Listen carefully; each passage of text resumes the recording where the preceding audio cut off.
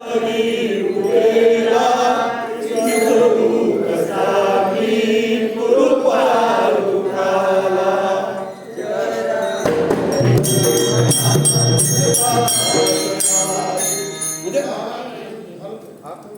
आपली प्रार्थना. अरे ती नुसती प्रार्थना जरी तुम्ही म्हटली, तुम्ही नाम, जसं एखादं लहान बाळ असतं नाही का, लहान बाळ असतं आणि ती आई त्याला काही काम करायचं असेल तर त्याच्याकडे काही खेळणं देते नाही का. आजकाल काय देतो आपण? मोबाईल. आधीची आई कशी काय द्यायची? खेळणं द्यायची. आताची आई मोबाईल देते. भाऊ रडू नको. आणि हे कशामुळे की तू जेव्हा इथे असतो तेव्हा पण तिचं बी तेच चालू असतं.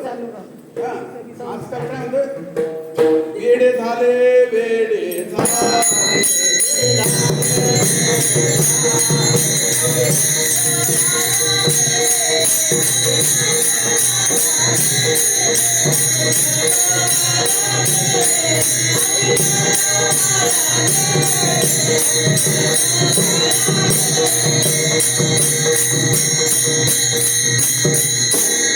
कुठल्याही गोष्टीचा अतिरेक जो असतो तो वाईट असतो. प्रत्येक गोष्ट, समजा विष आहे, आता सर्प चावला आपल्याला, तो विषारी असतो सर्प, पण तो सर्पदंश उतरवण्यासाठी जी मात्रा असते, जी लस असते, ती त्याच्याच विषापासून बनवलेली असते आणि ती जर आपण घेतली तर आपलं विष उतरतं.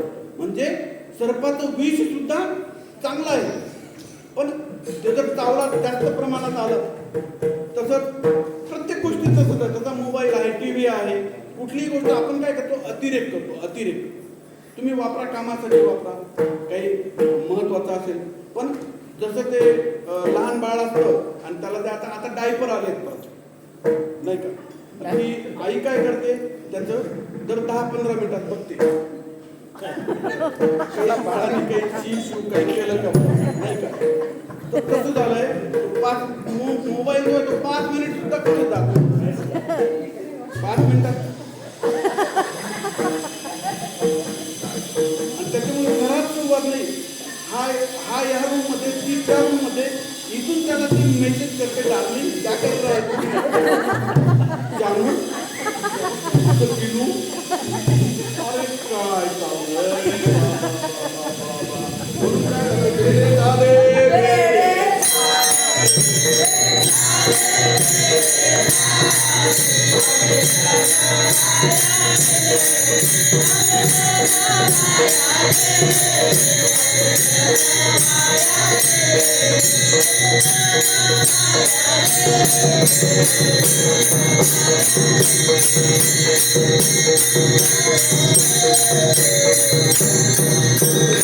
नाम जे आपल्याला दिलं तर तुम्ही, मग आपल्याला आपल्या बाबा काय म्हणतात, अनुग्रह घेतला ना, सद्गुरूचं काय कर, प्रार्थनेचं पुस्तक घे नाही का, सांगतात की नाही, गुरुगीता घे.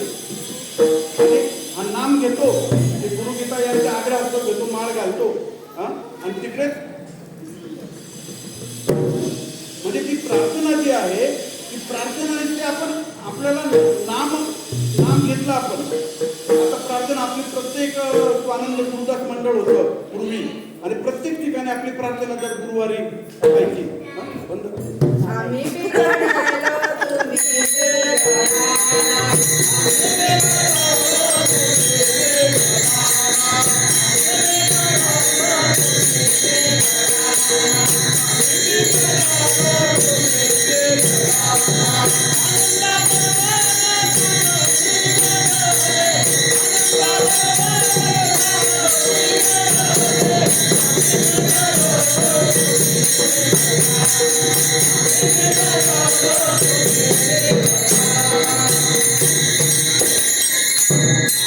समजलं का? आम्ही कोणाला समजलं नाही. आम्ही बिघडलो, बिघडलो नाही बरं का, आम्ही बिघडलो, तुम्ही बिघडा. काही काय अर्धवट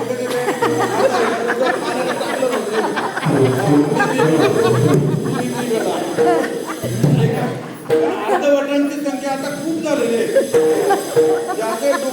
घ्यावं इथं बसावं लागतं, काहीच करता येत नाही. कारण काय आजकाल सगळं दुनियात बदलून चाललंय. देख तेरे संसार की हालत क्या हो गई भगवान.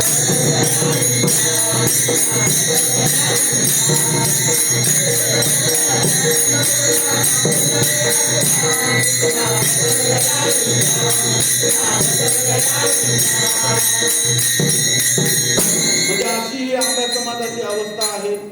आणि म्हणून हे नाम जे आहे त्याचा एक दृष्टांत आहे. एका खेडेगावात, एका गावात एक श्रीमंत गृहस्थ राहत होते. श्रीमंत गृहस्थ राहत होते आणि त्यांना एक मुलगा होता. आता ते गृहस्थ असे होते की त्यांच्याकडे चांगलं सोनं नाणं पैसा अडका शेती बाडी सगळं काही होतं, भरपूर एकदम सुबत्ता होती सगळं. आणि एकच मुलगा, नाही का.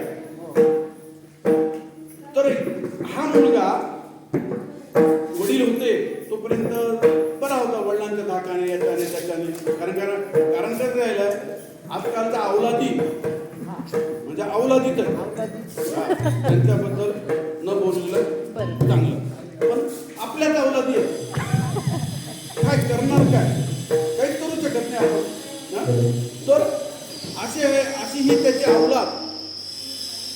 तो बाबा होता तोपर्यंत बरा होता, त्याला सगळे रीतिरिवाज सगळ्यांना बरोबर हे करून, पण मित्रमंडळी व्यसन, नाही का. आणि अशा पद्धतीने काय झालं की काही दिवसानंतर त्या बाबांचं निधन झालं वयोमानानुसार. पण त्या बाबांना एक सवय होती की ते रोज काय करायचे, डायरी लिहायचे. आपले बाबा ते रोज डायरी लिहायचे. आज काय झालं, 2ची नाणी आल्या, आज कोण झालं नाही का, यादवताई आल्या, कांबळेताई आल्या, सगळं आम्ही चहा देऊन आलो, भाऊसाहेब चहा देऊन आला. म्हणजे आणि सगळं डिटेलमध्ये राहायचं त्यांचं. मग काय बोलणं झालं, कुठल्या विषयावर झालं, काय केलं ते सगळं. तसा तो बाबा होता, तो सगळं रोज लिहून ठेवायचं. आता बाबाचं काही दिवसानंतर निधन झाल्यावर ही अवलाद याला कोणी राहिलंच नाही परत. आधी थोडा नाक होता, तो नाक बी गेला. मग हा काय झालं, सगळं पट्ट्याबोळ करून बसला. शेती बाडी पैसे अडके सगळं तिकडे तिकडे उडवून. आणि मग एक दिवस असा आला की तो कपल्लक झाला. मग कपल्लक झाल्यानंतर मग त्याला थोडी शुद्धीवर आला. आणि जेव्हा खूप खूप संकट येतात तेव्हा तो शुद्धीवर येतो. तसे आपल्याकडे पण काही काही येतात, खूप दिवस काय होऊन जातात. आणि मग एकदम काही काही त्यांना चमत्कार झाला. काय रे भाऊ, आबा विचार काय रे भाऊ, इतक्या दिवसात काय झालं असं का. बरोबर, पण येतात म्हणजे चांगलं आहे. त्यांना सद्बुद्धी देव बरोबर बुद्धी देतो. तसं तो त्यांनी पाहिलं की आता आपली परिस्थिती खूपच गंभीर झाली आहे. गरबी आता विकायची वेळ आलेली आहे. काय करावं. त्याला आठवलं त्याला की बाबा आपले काही लिहायचे बुवा. त्यांनी पाहिलं की बाबा आपले कोणाला पैसे द्यायचे, कोणाला काही वस्तू द्यायची, लिहून ठेवलेलं असतं. आपण बघू आपल्याला तेवढेच काही दिवस आपले निघाले तर पास होईल आपले. मग अशी डायरी चाळता डायरी काढली. ते एका वहीत त्याला नोंद सापडली की चैत्र शुद्ध प्रतिपदा. कोणती काय लिहिलेलं होतं, चैत्र शुद्ध प्रतिपदा दुपारी 2 वाजता. आणि त्या बाबांनी काय मंदिर बांधलेलं होतं घराच्या बाजूला. तर त्यांच्या शेतात घर होतं, शेतात मंदिर पण बांधलं होतं, मोठं शंकराचं मंदिर बांधलं होतं. आणि मग त्यांनी तिथे लिहिलेलं होतं की चैत्र शुद्ध प्रतिपदा दुपारी 2 वाजेला शिव मंदिराच्या घंटात 25 लाख सोन्याच्या मुद्रा ठेवल्या आहेत. आता याला तर एकदम उकळ्या फुटायला लागल्या. 25 लाख सोन्याच्या मुद्रा. चांगलं झालं सगळं. आता तो शुद्धीवर पण आला की आता हे बाकी काही लपलं काही करायचं नाही, फक्त या सोन्याच्या मुद्रा जर मिळाल्या आपल्याला तर बरं होईल बाबा. मग त्याने खूप लोकांना विचारणार आहे, असं लिहिलेलं आहे, असं लिहिलेलं आहे. आता सल्ले देणार पण काय असतात ते आणखी सल्ले देणारे पण काय त्यालाच काही अक्कल नसते. आणि हा त्याला सल्ला विचारायला जातो. त्याच्याकडे गेलं की त्याला वाटतं हा तर आपल्याकडे विचारायला आलेला आहे, मग मोठायची करायची. तू असं कर, आता मंदिर पाडून टाकू. कारण मंदिराच्या कुंडात मुद्रा ठेवलेल्या आहेत ना, आपण मंदिर पाडून टाकू. हा येडा मग त्याने ते मंदिर सगळे कामगार बोलवले आणि उधार पैसे घेतले कोणाकडून तरी हे मंदिर पाडाले म्हणून सगळं मंदिर पाडलं. मध्ये शिवाची पिंड राहिली, शिवाजी आपलं महादेवाची, आणि सगळं मंदिर पडलं, सगळं कसा राहिलं, कुठे मन खडकू नाही. आता काय करायचं? त्यांनी डोक्याला हात लावला, मंदिर बी चांगलं पाडून टाकलं. आणखी शिवाय महादेवाचा कोप झाला तर आणखी काहीतरी. मग त्यांनी काय केलं की तिकडून एक म्हातारे बाबा, त्याच्या वडिलांचे मित्र होते ते, त्यांना ते आले, काय रे म्हणे मंदिर का बरं पाडलं? मग त्याने सगळी कहाणी सांगितली. म्हणजे असं असं झालं, माझे कर्ज झालं, असं झालं, मी जरा बिघडलो, मला काही हे राहिलं नाही, वळण राहिलं नाही, वळण बिघडलं माझं. मग म्हणे ठीक आहे, आता काही हरकत नाही, पण तू हे मंदिर पाडायला नाही पाहिजे होतं म्हणे. का बरं? म्हणे मी तुला सांगेन, पण तू असं कर, मंदिर बांधा, तुला 25 लाख सोन्याचा मुद्रा पाहिजे ना, तू आधी मंदिर बांध. तो म्हणे बाबा माझ्याकडे तर पैसे नाही. मग कसा तो उधारीवर धंदा, त्याला त्याच्याच गळ्यात त्याचीच माळ त्याच्याच गळ्यात टाकली. म्हणे बाबा तुम्हीच जाणं, मला काहीतरी आता 1,00,000-2,00,000 रुपये माझ्या सोन्याच्या मुद्रा तुम्ही सांगताय ना मिळून जातील. म्हणजे सोन्याच्या मुद्रा सापडला की मी तुम्हाला तुमचं परत करेन. आणि तो काय त्याच्या चांगला मित्र होता, संबंध असतात की ठीक आहे बाबा, चला आता या तुझ्या बापाच्या याच्यासाठी करतो म्हणे. मग त्याने ते मंदिर बांधलं, सगळे कारागीर परत बोलवले. फक्त म्हणे बघ मंदिर सगळं, आणि त्याच्याकडे काय ते सगळे नका योगायोगाने काय त्याच्या बाप सगळं काम व्यवस्थित होतं, सगळे नकाशे वगैरे होते, मंदिर कसं बांधलं, काय बांधलं, कुठून 3 फूट 4 फूट इकडून म्हणजे असं, आणि किती उंच घुमट कुठे काय सगळं सगळं व्यवस्थित होतं त्याच्याकडे, नकाशा सापडला. त्याप्रमाणे त्याने ते मंदिर बांधलं. मग मंदिर बांधलं म्हणजे बाबा मंदिर बांधलं म्हणे. तो भाऊ चढला, मग आता पैसे आपल्याला.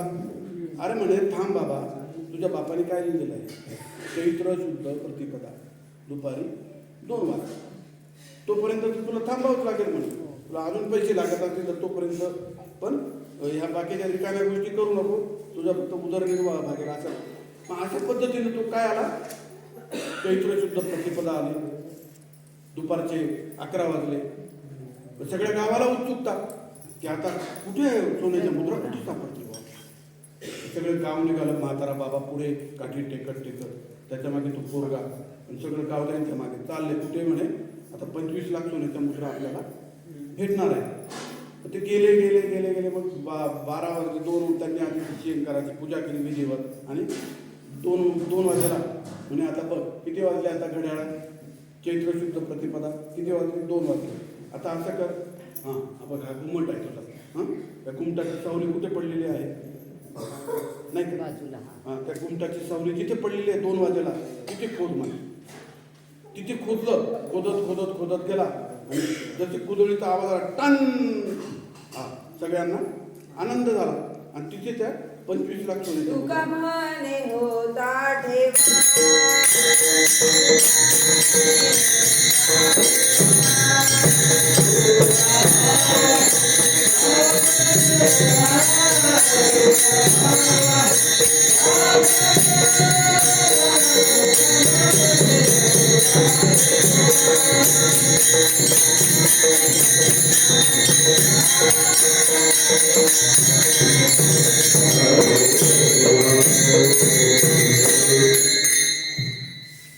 काय होतं या गोष्टी मागचं, ही कथा होती. याचा सिद्धांत काय, आपण काय कीर्तन करण्याचं सिद्धांत काय, वेदांत हे काय ते, पण त्याच्या मागे असं आहे की सद्गुरूने जे तुम्हाला सांगितलेलं आहे ते सांगितलं तसं नसतं, त्याचा वेगळा काहीतरी अर्थ आपण तो शोधला पाहिजे.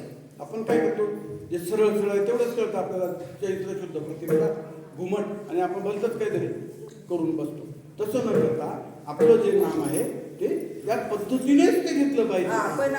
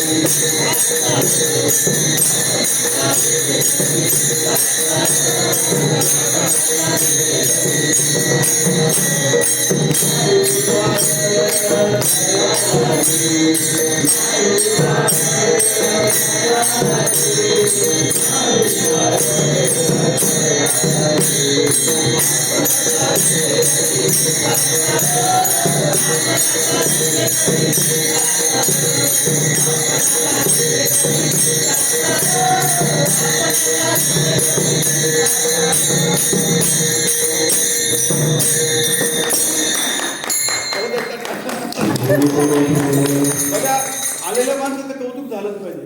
ते आले नसते आपलं कीर्तन काय झालं असतं? आपण येण्यासारखे टाळ वाजवून करतो असतो.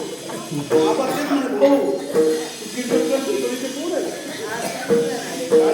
टाळ वाजवायला कोणी नाही, पकवाज वाजवायला कोणी नाही. म्हटलं आपल्याला काही नाही, गाडगे महाराज पद्धतीने आपल्याला काही त्याची सांप्रदायिक म्हणजे एकदम सगळंच पाहिजे बा. आपलं आपलं करायचं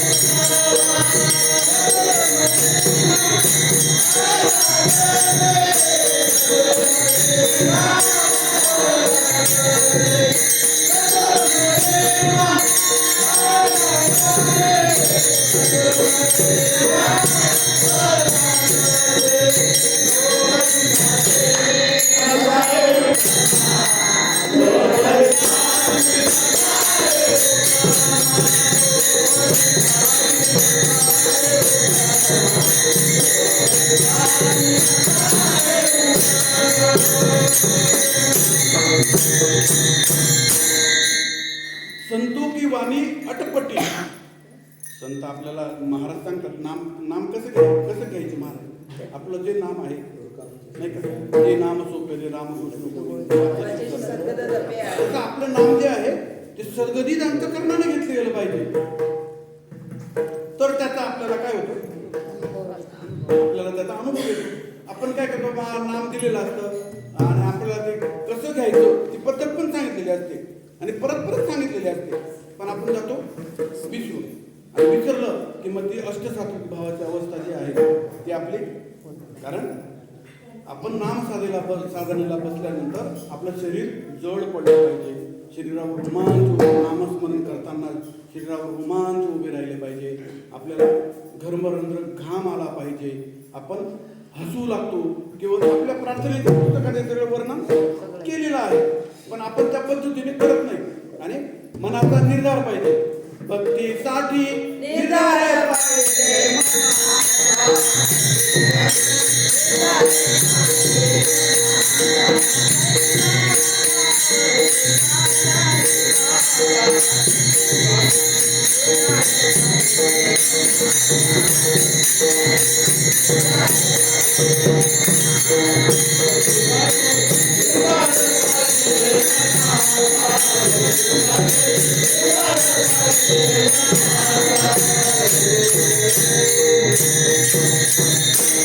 संतों की वाणी अटपटी, झटपट लखे ना कोय. जो झटपट लखे तो पटपट दर्शन होय. असं जसं महाराज सांगायचे बघा, श्वासाबरोबर गती द्यायची, नंतर गती बरोबर नाम घ्यायचं, नामाबरोबर बरोबर आणि मग सहज आसनात बसायचं, मांडी घालून बसायचं, हात सरळ ठेवायचे, मान सरळ पाहिजे. किती प्रार्थनेच्या पुस्तकात पहिल्या पानावर सगळ्या सूचना दिलेल्या आहेत, पण आपण बघतच नाही. तिरपं तारपं वेडं वाकडं काहीतरी बसायचं, कशाला ते नाम कशाला होईल. म्हणून आपण त्या सूचनांचं पालन केलं पाहिजे. सद्गुरूच्या चरणी लीन झालं पाहिजे आणि सद्गुरूंचा सद्गुरूंचा जो आपल्याला काय आहे आशीर्वाद, कारण सद्गुरू इतकं या पृथ्वीवर कुणीही श्रेष्ठ नाही. 33 कोटी देव सुद्धा काय कुठे राम नाम तो एक नाम नाही का अशा पद्धतीने विठाला विठाला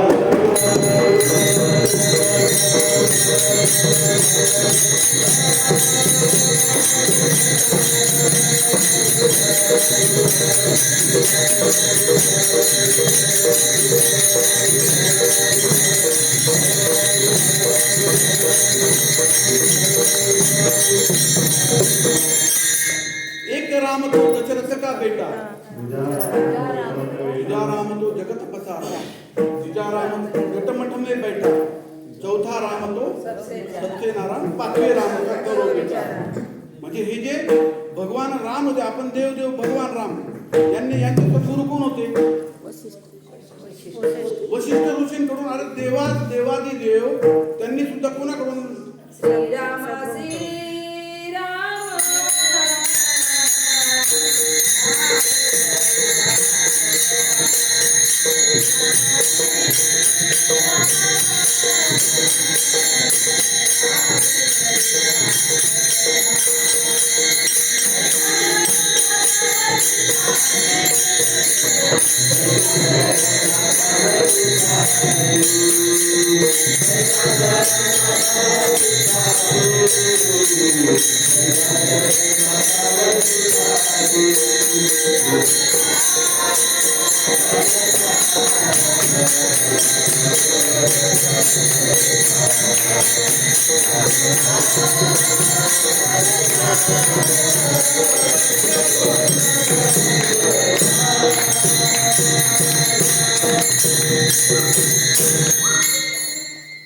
भजन करावे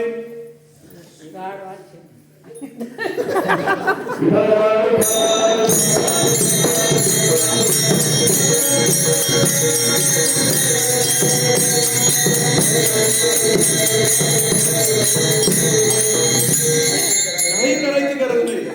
भजन करावे, गाढवाचे, एखाद्या गाढवाला पकडायचं, गाढवाला भजन करावे, गाढवाचे चरण धरावे, बायकोचे भजन करावे, गाढवाचे जय देव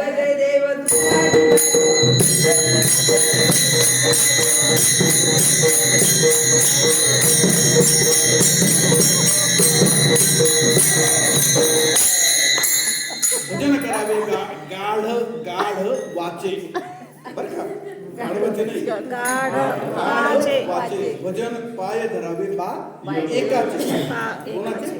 एकाचे. म्हणून आपण सद्गुरूंच्या चरणी सतत आपण नतमस्तक लीन असलं पाहिजे.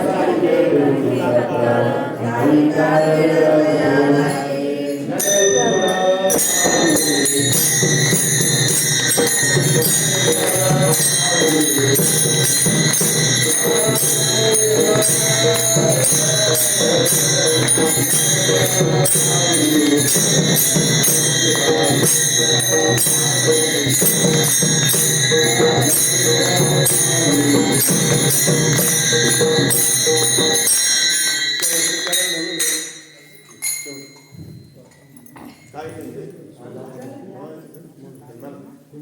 सवय लागू द्या. सवय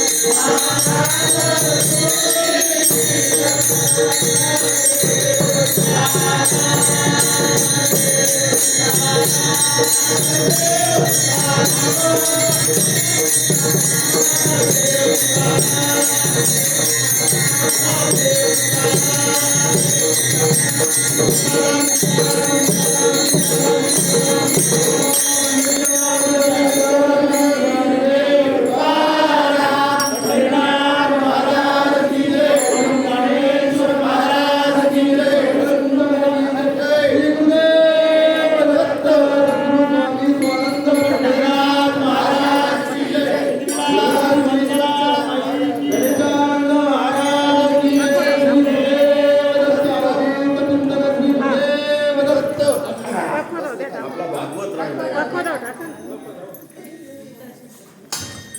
काय राहिला आपला घ्यायचा का नाही मला